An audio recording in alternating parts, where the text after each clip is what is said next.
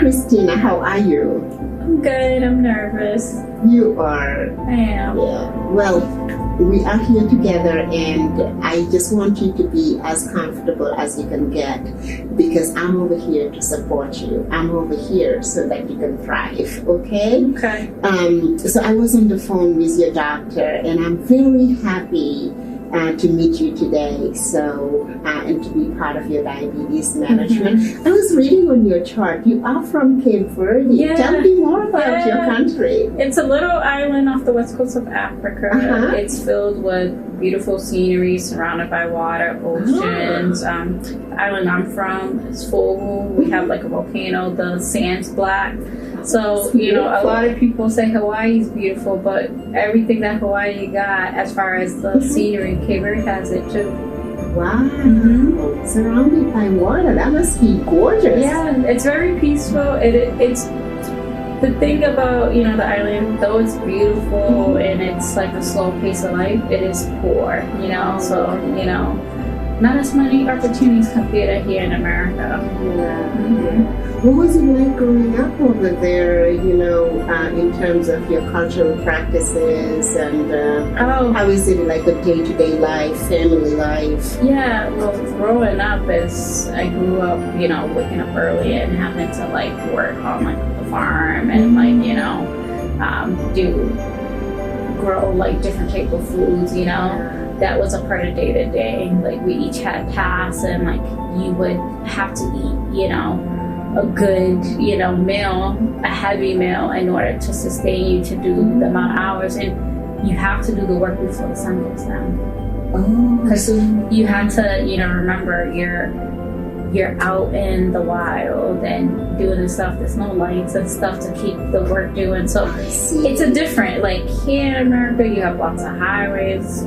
You know, they just now started creating highways to certain places, but even like the roads are like bumpy.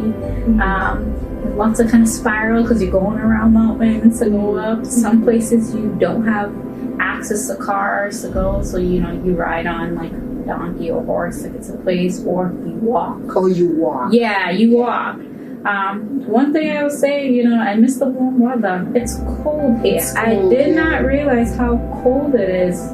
You know, and you know, just not being able to just get up and like go to the beach or get up and walk. And, you know, the sun's my friend. It's always there. That must be beautiful. Yeah. And you mentioned that you have to work, and you have to work under the sun before the sun gets down. You have to be done with your work, and in the morning that's when you eat your meal. Yeah. Tell me more about your food, because it seems like as if like you eat and then you go to work.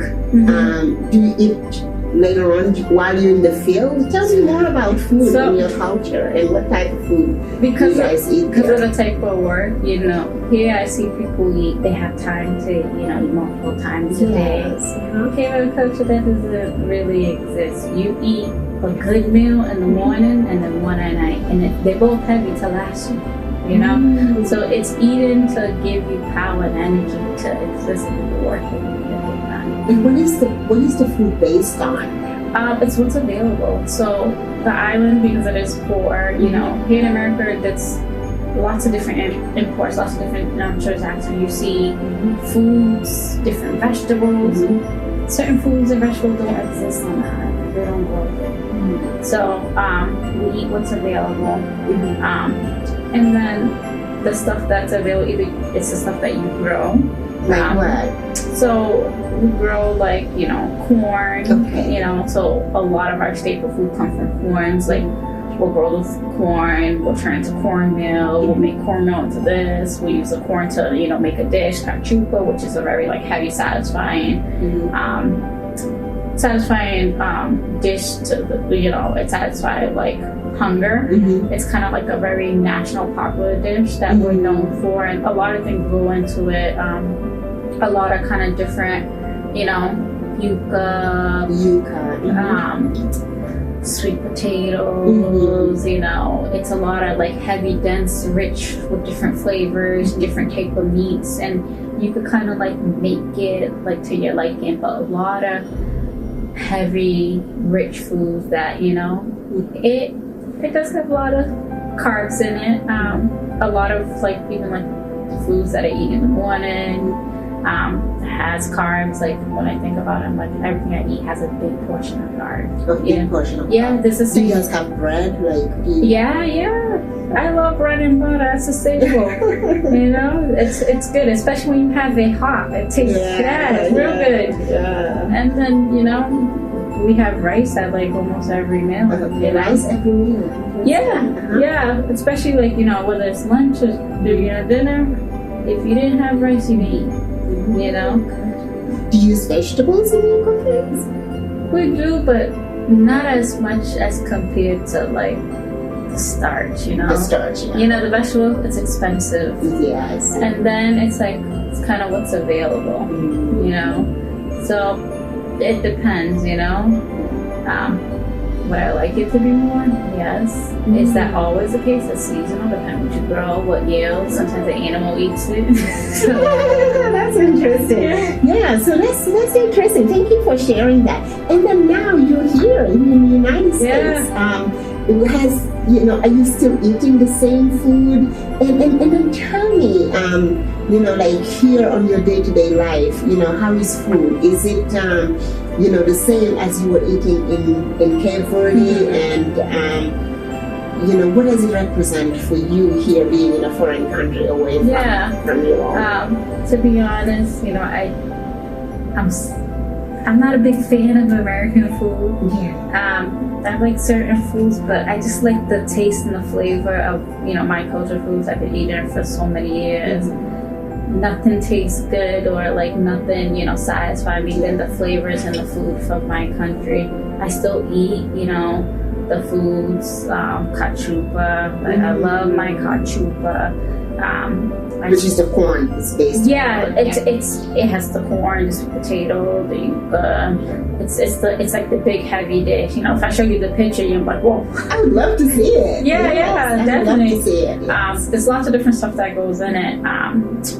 So with the types of food that like I kind of eat now, some of it's mostly the same, but a little bit different because I do have to take the cheaper option of getting stuff that's not as healthy or stuff that's gonna last longer, just because it is expensive.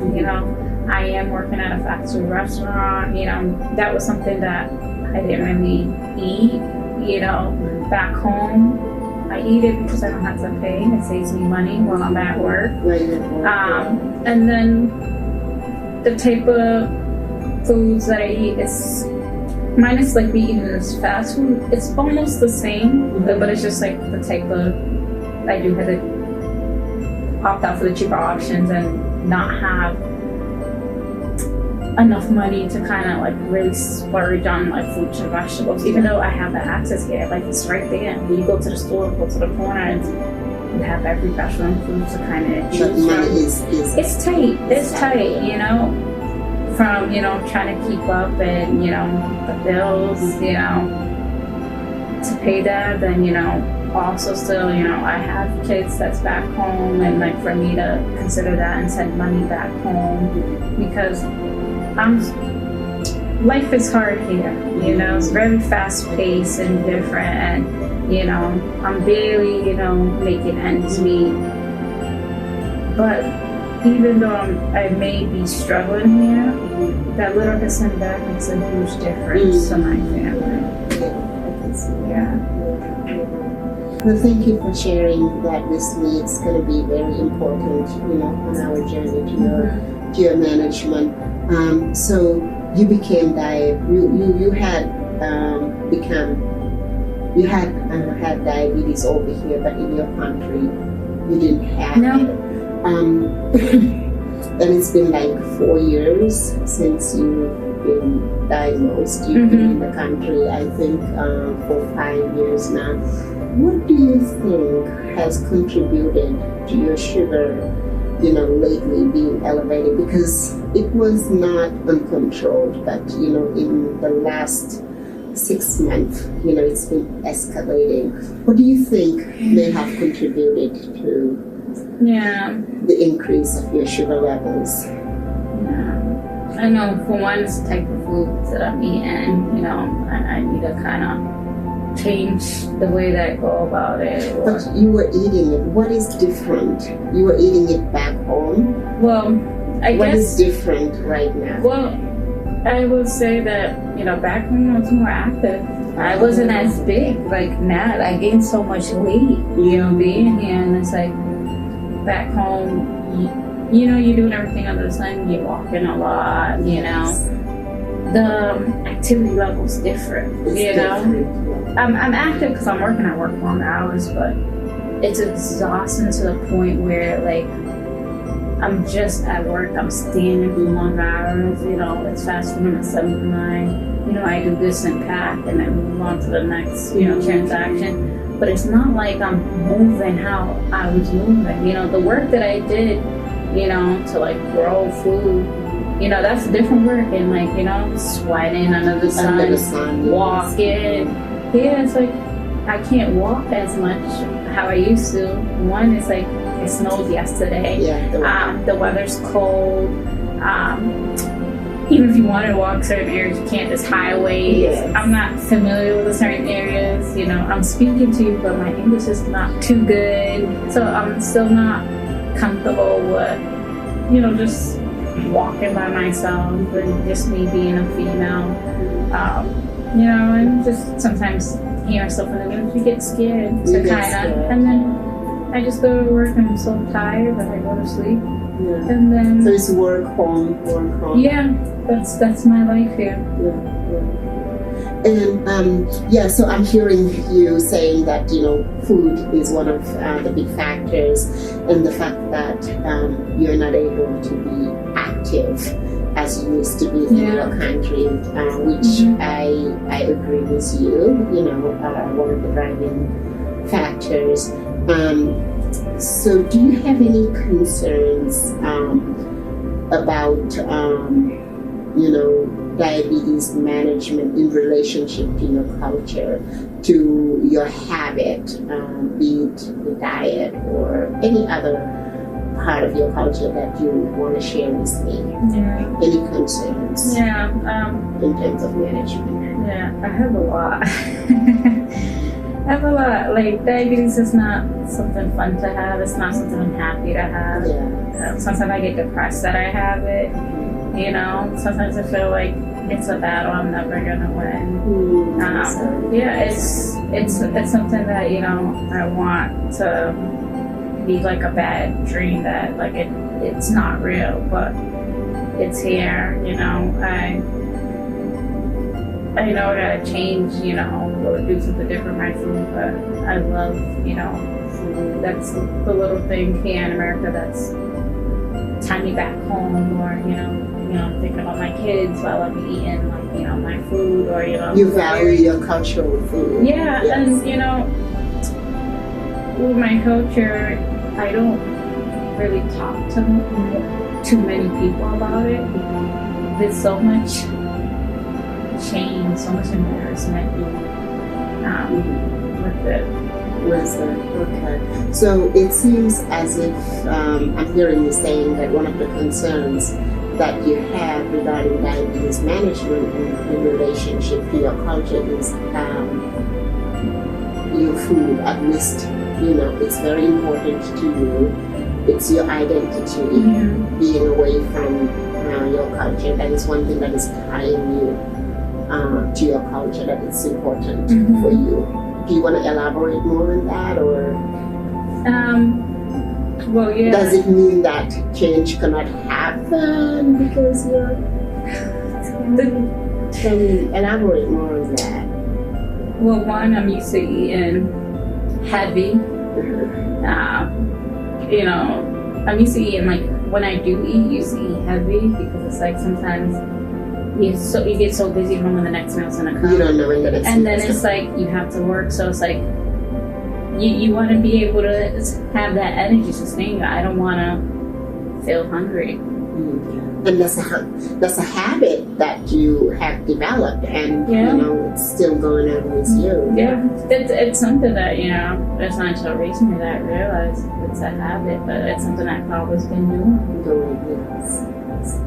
Well, that's important for us to know that, and by no means, we do not want to divorce you from your culture or your cultural food, the things that you grow up eating.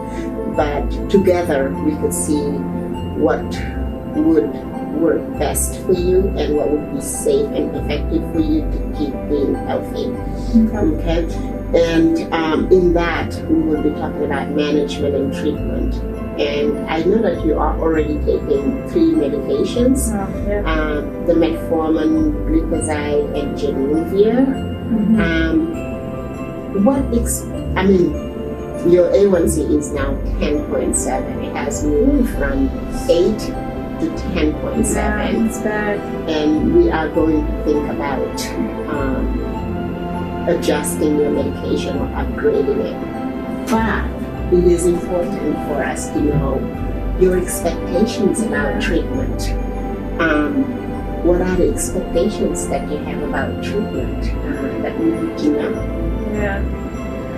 I'm gonna be honest right now. Yes, I want you to be. It's just not to be offensive. Every time when I come to the doctor to see this person or that person, it's not a medicine, it's more. I feel like I'm not that old to be already taking so much medicine. Yes. It's a lot of pills, like, so take at a time and take a thing. Don't forget to take it. I know my doctor, talked about insulin, as the next step, because, I've been hearing over and over again that my diabetes, A1C is high, it's not well controlled, that may be the next step if I don't make changes. I'm terrified of needles. Oh, yeah. I am terrified of needles, and it's something that I don't know if I'm willing to inject myself daily. My sister actually had diabetes, and it's funny, like my own sister had diabetes, and there's so much negativity in the culture, you don't really talk about it. It's so much hush-hush about See, it. I didn't know about that. Yeah, I didn't know it runs into your family. Yeah, no. It runs into the family, but people pretend like they have to, but they don't have it. Yes. People don't want to be looked at as less than weak or frail because they have that word. You think about scenarios or scenes where in a gathering, and now I have to consider I can't participate for like everyone else because I have diabetes, or I have to refrain or cut back. It's not fun to kind of like feel like you're being left out or to compromise, and it's like stuff that like I was enjoying before diabetes, and now I have to kind of change the way. So it's like, I'm sick and tired of taking all these medicines. I know that something needs to give. My doctor's been talking about insulin. My sister was doing it, it's 2 or 3 times a day.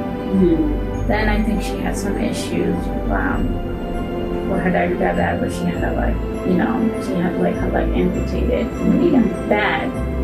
Horrible. Oh, sorry to hear that. Yeah. And then it's even like with the diabetes, they don't, in my country we don't really talk about or explain, the ins and outs, but it's something with her kidneys where she had to go, every so often. I think it's called dialysis. Yes, dialysis. Yeah. She would be so drained and beat and still have to, it's horrible. So it's like, you look at it, at times like a death sentence, like, your time is coming, like it's just downhill from here. So there's times where you get hopeless, and when you hear like things are not going good, and we may need to consider something else, you feel like how close am I getting to the death sentence, and you see people where it didn't go well. So you thinking about when you hear us mentioning insulin, it gives you memory to your sister and the complication that she had, and going into dialysis. I used to give it to her, here and there. Yeah. I mean, I could tell you your sister had it really bad, and I'm so sorry that, she had to go through that, and even the whole family. But I want to also reassure you that your diabetes at this point is not nearly as complicated as, where your sister was. That's good to know. Yeah, definitely. And, if we, do great management early on, and help to find out treatment that is safe for you, we can prevent complications going on. Okay. I heard you saying that you would not like to be on insulin, which is the daily. And I have seen over here that your doctor has tried to put it on, and that was the same response. We have other types of medications that would work, to help bring your sugars down. We have a medication called Trulicity. It's not insulin. It's an injection once a week. Have you ever heard of it? No. So Trulicity is it's called a GLP-1. It is secreted in normal people have it, and it comes from their small intestine, and helps them to manage the sugar level. So in helping people with diabetes, that same enzyme has been made, and we can inject it to people to control the sugar and help bring the sugars down. And you do not have to take it every day. Oh. No. Not every day? Not every day. Oh, that's different. It is once a week. Okay. Once a week. Okay. Yes. And it helps to control your appetite. Okay. So that urge you have to eat and crave food, it will diminish it, so that you're not taking in a lot of carbs that would raise your sugar. The other thing also is it keeps you full longer, and it can also helps to bring more insulin to your body, so that it can wash off the sugar in your body and get you at a good level. Okay. Does it, what are the side effects to it, or? Yeah, so the side effect to Trulicity is upset stomach, pain in the stomach. Those are the most side effects from it. We make sure that people who take the medication, they do not have any problem with their pancreas. You know what the pancreas is? The pancreas is one of the organs in your body, and that's where also insulin comes. Oh, okay. Oh, I heard of that before. Yeah, I forgot, sorry. Yeah.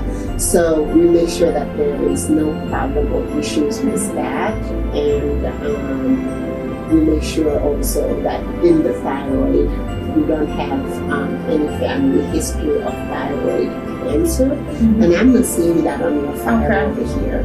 And I will start with doing a blood work, to check your liver and everything, make sure, everything is under control before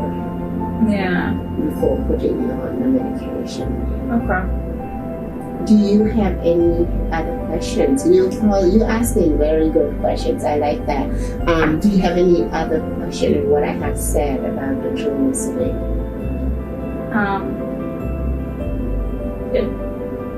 Is someone gonna teach me? Can I see what it looks like? Yes. Is it hard to do? Yes. So I will have. Does it hurt? It's a needle. It's not like going to hurt. Like it's gonna give you an awful pain. You'll feel the sting from the needle, because you will be injecting it in your stomach. And I will teach you about that, how to inject it. It is straightforward, and I'll teach you until you're comfortable because you will be doing it Okay. at home. I'll be able to come here until I feel comfortable, like to get it. Yeah, so today before you leave, I will show you because I Okay. have a pen that's just for demonstration. I Okay. will show you how it is. The pen that I have, it doesn't have medication. Okay, It's okay. just a pen. And I will give it to you and you'll show me back. But even if go home and you're like, I don't understand, feel free to come back because Okay. we want to teach you until you're Yeah, I'm just comfortable. nervous. No, I can understand that. I can understand that. But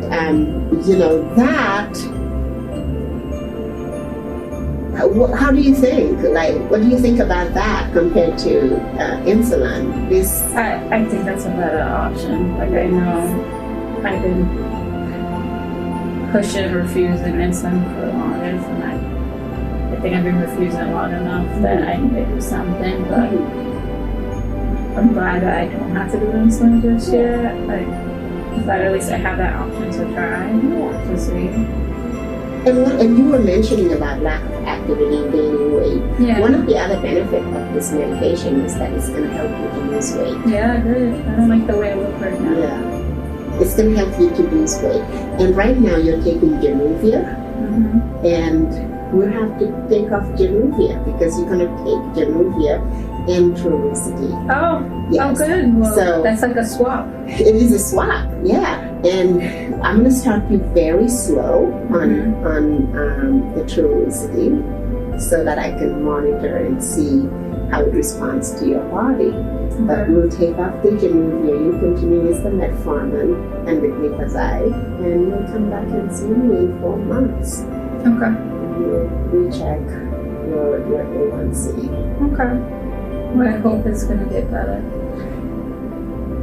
It can get better. It's a journey. It's a Okay. journey, and I want you on this journey to be gentle to yourself because you have just so beautifully shared with me your culture, which is a part of you, which is your identity, and food. What does it mean for you? And even thank you for sharing that with me. You're saying that we were eating it this way because it keeps us full longer, because we didn't have the means to buy food, and eat more throughout the day. So that is one important factor to know, why we're treating you.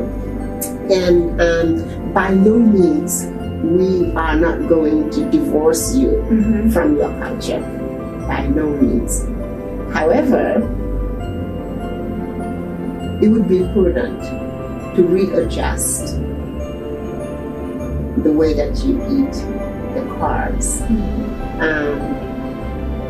If you could kind of take a look at it and think of it, what do you think you could have done differently, or you could do differently in terms of your diet,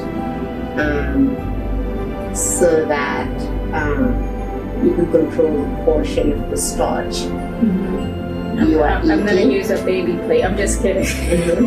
I'm gonna. I need to do smaller portions of the amount of food. That's one great ways, a strategy. Using smaller portion. And how would it be like for you to start introducing vegetables in your food as you are reducing the portion? Would it be something that you could do? I could do that, but I don't know. I'm probably, if I go to a food pantry to help me with that, because the funds are tight. Yes. I'm so glad that you brought that because I know your doctor has referred you to the food pantry. Yeah. And that is one way, use food access for you to get some food. And have you been there already? I've been there once, but I think I need another one to keep going, or like for the doctor to approve it? No, yeah, the referral that is in place is still active. Oh, I still going. I didn't know. No, continue. I thought it was just that one time. Yeah, you can continue going there, and that's Okay. one way of getting, access to the food. And have you ever heard of the plate method? I think so, but then I don't Yeah. remember. Yeah, so the plate method is a way of organizing your food. Mm-hmm. Okay, let's say like you have a plate of food. Mm-hmm. Okay, so the plate is like that, Okay. So from what I have heard you saying, typically you put, the cachupa. Am I saying it right? Yeah, the kachupa will take. This is my plate. Yeah. The kachupa will probably take the whole entire plate. The whole entire Yeah, plate is going to be the cachupa. Yeah, I mean the kachupa is all kachupa. And the cachupa is the corn, the rice. Yeah. No, the kachupa is like the dish, and then the rice would be on the side. So The rice is I'll have on the rice side. on the side. So I have like rice. Yeah. And cachupa is based on corn, right? But yeah, it's like a cornmeal. It's a cornmeal. Yeah. So what I would propose differently, based on the plate method, is instead of having the cachupa filling the whole plate, to divide the plate in three, Mm-hmm. where once you start accessing the food pantry and getting your fruits and vegetables, you could do half of the plate to be vegetables. And by vegetables, I mean the greens. It could be the cauliflower, Okay. the carrots, it could be the broccoli. Eating the healthy one Mhm. more, and still eating the cachupa and your protein. So the other half, you could, divide it between the cachupa Mm-hmm. and your protein. Okay. Or even in some instance, if you feel like it meant, because you want to do baby step, you could do half and a half Okay. and gradually reduce it to doing, That seems doable. That seems doable. Yeah, I can't get rid of my food, my cake-oriented food. By no means you should Yeah. not, because that's I wouldn't who you agree are. to it. You wouldn't agree to it. No. You shouldn't. And this way you are eating a balanced meal. You're eating food that is very healthy, which is the vegetable, and at the same time you maintain your own food. Okay? What else is in your mind, on what we have discussed so far and the journey that is ahead of us? I was nervous coming in, but I'm a little bit hopeful. Happy to hear that. Yeah. So it's hopeful, what you mentioned. I'm willing to try. I'll let you know how it goes. I can't. Yes. I'm not gonna say and promise you that's gonna go well until I try it. I'm hoping it's gonna go well, and I'm gonna see, some of the results. Yes. And I want to tell you, we're here today, but that's not going to be the last time. Okay. It's going to be a journey between you, me, and your provider, and you're the one on the driver's seat, but we are all along there with you. And in every step of the journey, we're checking in with you, because it is important for us to know what is important to you from within, because it's going to help us. It's going to help you, on the management, on what you can do. Yeah. We are here as guides, but if you are not in tune with the treatment, it's going to be very hard for you to follow it. And I think that's the reason why it's very helpful that you shared your culture. Now I know the Cambodian culture. I don't think I talked about my culture like this before with anyone. Yeah. Well, thank you for sharing it. Thank you. So from here, I am going to send the curiosity to your pharmacy, but before you leave, I will do a demo for you. Okay. And our next follow-up is going to be in 4 weeks. Okay. I know you know how to check your sugars at home. You've been doing it, so continue doing that. I want you to do the same, like 2 hours. Early in the morning before breakfast, you check it, and 2 hours after your biggest meal. And next time you come to see me, bring me your meter. Okay? All right. Thank you. Thank you. Nice meeting you. You too.